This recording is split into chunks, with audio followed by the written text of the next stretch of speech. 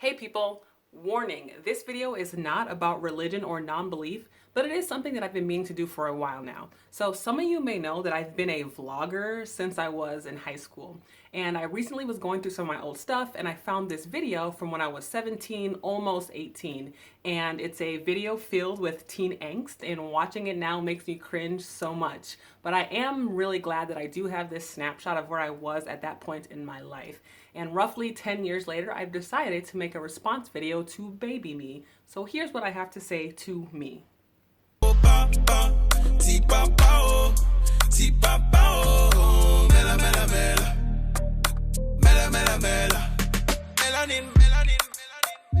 Hi, I'm Omo Ibo, humbled to have you watching, and I love hearing from you. If you want to see more videos, don't forget to subscribe before you head out, and feel free to like, comment, or share this video. Okay, thanks.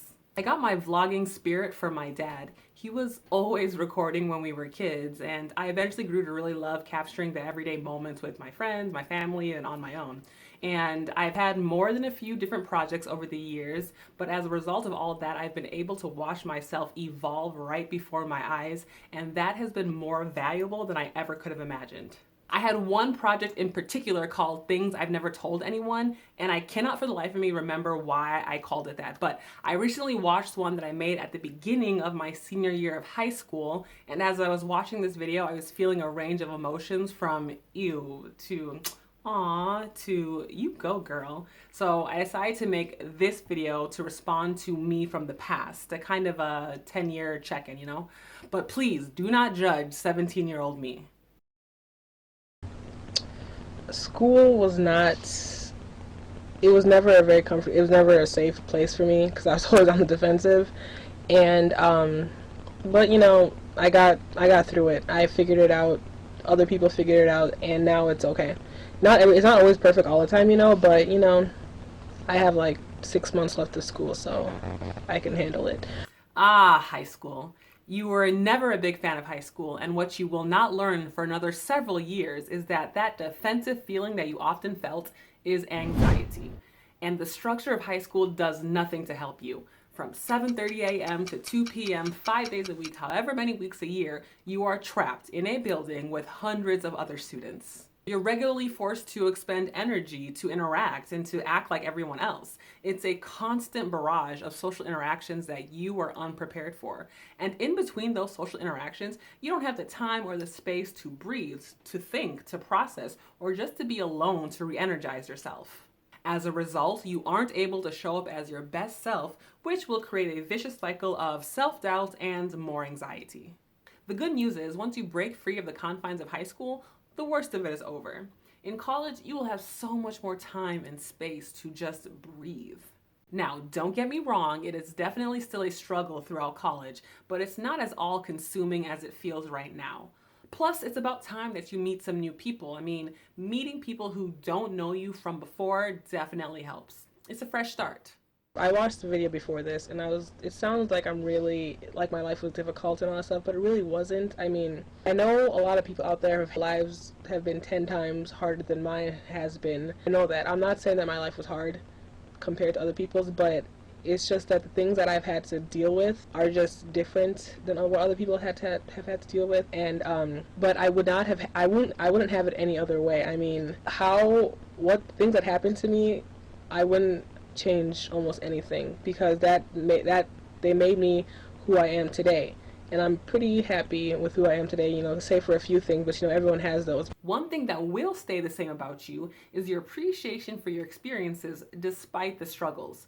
You will continue to understand the uniqueness of your experiences and how they have shaped who you are today. Your capacity for empathy and your ability to put things into perspective will continue to be strengths for you. You will also continue to collect a variety of unique experiences, some good and some not so good. But at 28, you are still grateful for all of it. The one piece of advice I have on that subject is that it is okay to talk about what is not so great in your life. The people who really care about you will not judge you for venting about your life every now and then.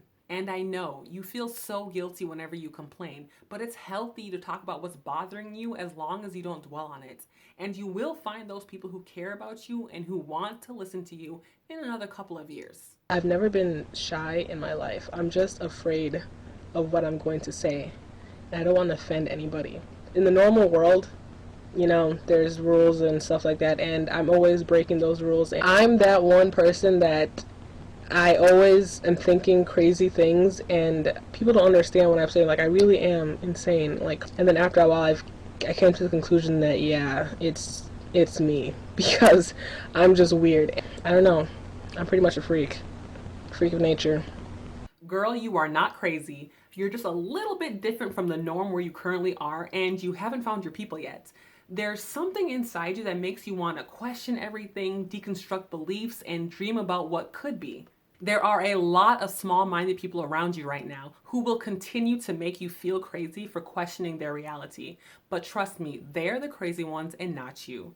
You're searching for a bigger world, and it's out there, and you will find it. Like the Nigerian people, I used to think that they would all understand what I was going through because they were also Nigerian Americans and they were like in the same, their parents were like the same as mine and stuff like that, but that's not true. It's just me.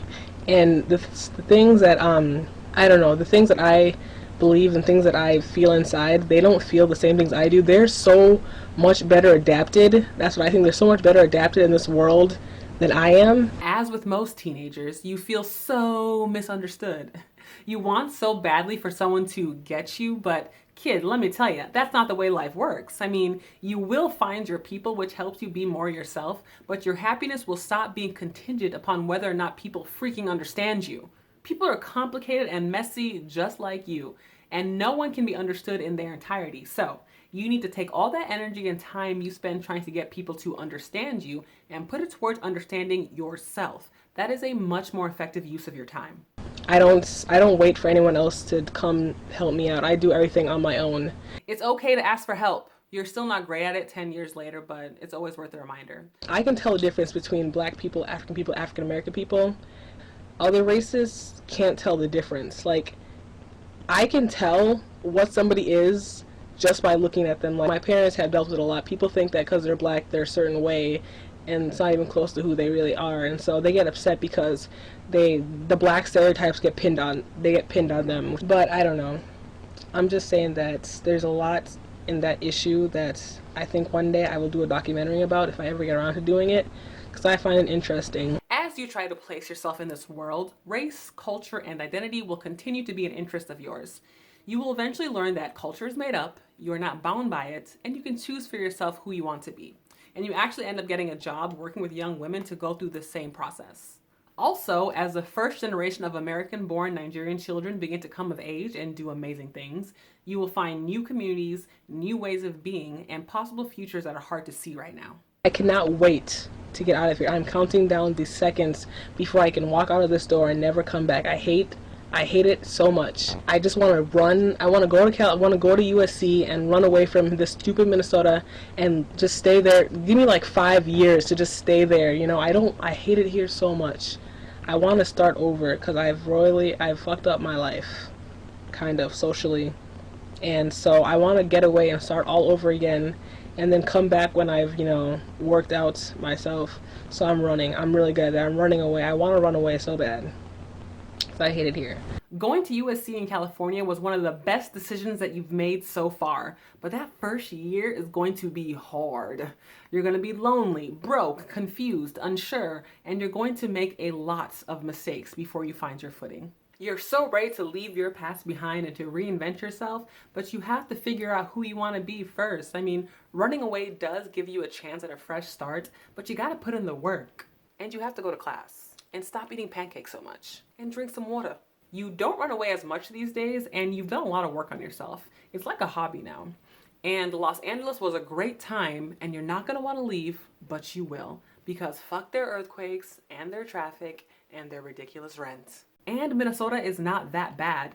You actually will end up setting up a pretty good life here when you come home. But first, you'll have a series of terrible roommates, terrible relationships, and some more brokenness. Things will start to come together around year 3 of being back. You're going to get a master's degree in a field that you really enjoy. Your career is going all right. And in case you were wondering, you were so close to finishing paying off your student loans and living debt-free. You've cut the toxic people out of your life and you've added the positive ones. You still travel, you still write, you still see your rugby friends, you still YouTube, you're still stubborn, and you still hate the cold.